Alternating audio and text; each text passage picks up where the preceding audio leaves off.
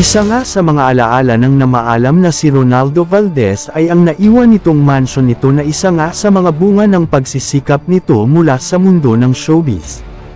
May chika kaming nakalap na di umano'y nasa kamay na ngayon ng aktor na si Jano Gibbs ang karapatan para sa nasabing mansion. Matagal din itong inalagaan ng nasabing veteranong aktor.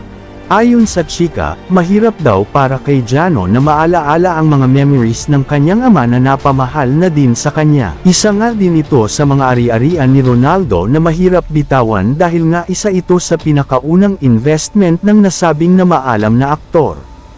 Ayon sa chika ay ibinebenta na daw ito ni Jano Gibbs upang sa gayon man lang ay maibsan ang sakit ng pagkawala ng kanyang ama at tila sa ngayon ay di pa rin talaga matanggap ni Jano ang nangyari sa kanyang amang si Ronaldo Valdez.